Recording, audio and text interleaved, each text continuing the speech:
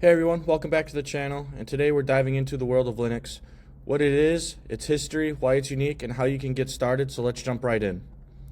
What is Linux? Linux is a powerful open source operating system that runs everything from smartphones to supercomputers. Unlike Windows or Mac OS, Linux is built around the Unix philosophy, keeping things simple, modular, and efficient. It's used by developers, IT professionals, and enthusiasts who value customization and security. Linux started in 1991 when Linus Torvalds, a Finnish student, created a free open-source alternative to Unix. He shared his work with around the world, and thanks to the open-source community, Linux has evolved into a powerhouse that powers web servers, embedded systems, and even Android devices. So, what makes Linux different? Well, it's free, highly customizable, and incredibly stable. You can tweak everything from the desktop environment to the kernel itself. Plus, it's more secure since most malware is designed for Windows. Linux comes in many flavors called distributions or distros. Here are some of the popular ones. Ubuntu, which is great for beginners with user-friendly interface. Debian, known for its stability and reliability. Fedora, cutting-edge features for developers. Arch Linux, for powered users who love customization. And Kali Linux, a go-to choice for cybersecurity professionals. Want to try Linux? Here's how. Live USB. Download a Linux ISO file, created a boot table USB, and test Linux without installing it. Virtual machine. Use software like VirtualBox to run Linux inside Windows or Mac OS, or you can install it. Use a dual boot Linux with your current operating system, or install it as your primary system. And how can you access the Linux system? Once you have Linux, you can access it in different ways. You have the graphical user interface. Just like Windows, Linux distros have desktops like GNOME and KDE, or you can use the command line or the terminal. The real powerful Linux is in the terminal. Commands like ls, cd, and sudo let you navigate and control the system efficiently, and now I'm going to cut the video and show you how those commands work. Hey everyone, welcome back. We're going to get started with our Linux tutorial. So we're going to start off by talking about the ls command. This is a very important command that you're going to be using a lot, as it's used to list files and directories in your current location. So if we just type out ls and click enter, you can see the list of different directories and files that I've stored in my current location. You can also use the ls-l command to view extra details like file permission and sizes, and you can also use the ls-a command to view hidden files at your current location. Moving on to making a directory, what you can do is type out mkdir, which stands for make directory, and type out the name of the directory you want to make. So in this case, we're going to use folder 1. When we click enter and type out ls again, you can see folder 1 has been added right above IEEE. You can also use this command to make multiple directories at the same time. So if we type out folder 2 and folder 3 and click enter and use ls, once again, you can see folder 2 and folder 3 were added right below folder 1. Now if you want to navigate to those folders you just created, well, we can use the cd command, which stands for changing directories, and then type out the name of the directory you want to navigate to. So we're going to navigate to folder 1. We'll click enter, and if we type out ls, you can see that nothing's inside of folder 1. So let's create a file called code.cpp and click enter, enter some information inside of it, and we'll save that. And if we type out ls once again, you can see code.cpp has been saved inside of folder 1. Now if you want to navigate to your previous directory, you can type out cd ... and click enter, and you can see we're back where we started. If you're unsure how to use a command or want to learn more about the features of a certain command, you can type out man, which stands for manual, and then the command you want to learn more about. You can click enter, and then all that information will be provided to you. Now let's move on and start talking about how to move and rename files. So let's navigate back into our folder 1. And if we type out ls, you can see code.cpp is in this file. And what we want to do is we want to move code.cpp into folder 2. So what we'll type out is mv, the name of the file we want to move, so code.cpp, and then the destination we want to move it to, which is going to be folder 2. Now if we click enter and type ls, you can see code.cpp is no longer in folder 1. So let's navigate into folder 2.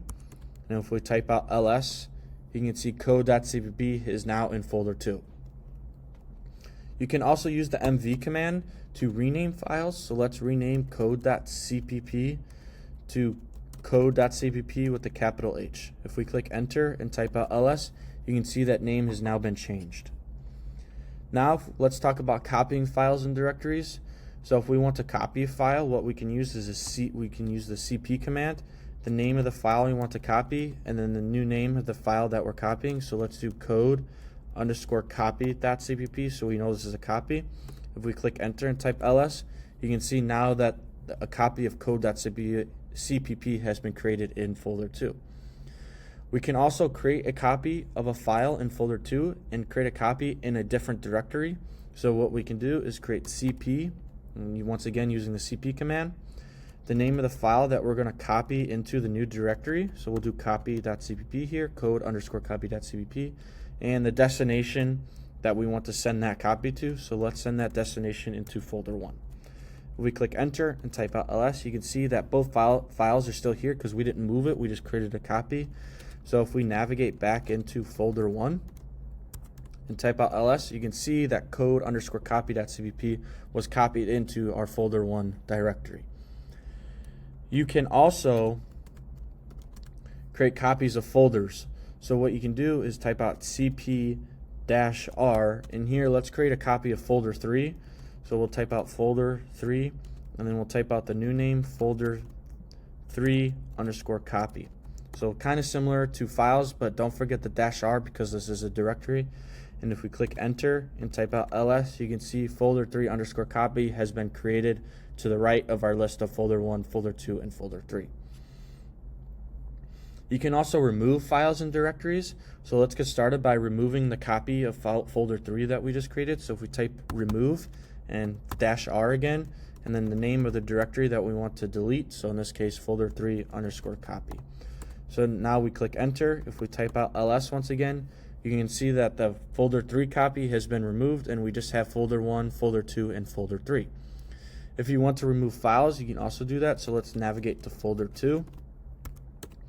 If we type out ls, you can see I have code.cpp and code_copy.cpp. So let's remove our code_copy.cpp file. So if we just type out rm and then the name of the file that we want to delete. We'll click enter, and when we type out ls, you can see that that file is no longer inside of folder 2. Now we're going to navigate back into our home directory, and there's a very important command called ps, which is for checking running processes. This is you can see what processes are running. You can use ps. This command lists active processes in your terminal, and if you want a full list of system-wide processes, you can use the ps aux. I'm not going to show you what the screen looks like, but if you want to on your end, type this command out. It will print out a bunch of processes that are running on your computer, and there's going to be a couple of columns, and I'm going to explain what some of those columns do. There's one column called PID, or process ID, which is a unique number assigned to each running process. There's another column called user, which is the user who owns this process. There's percentage CPU, which is the percentage of the CPU usage that process is consuming. There's percentage MEM, which is the percentage of RAM that the process is using. There's VSZ, which is a virtual memory size, which is the total memory allocated for each process. The RSS, or resident set size, is the actual physical memory used. TTY is the terminal associated with the process, and if it's a question mark, it's not linked to any terminal. And there's also stat, which stands for status, which is the current state of that process. I'm not showing this because this can release sensitive information, so if you want to view this, just type out this command ps aux and click enter, and it will show you all that.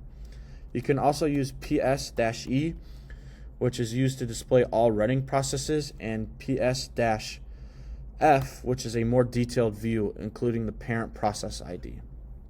And that's it for today's quick Linux tutorial. These commands are just the beginning, but they'll help you navigate and manage your files efficiently. If you found this helpful, give it a thumbs up and subscribe for more Linux tips. See you in the next one.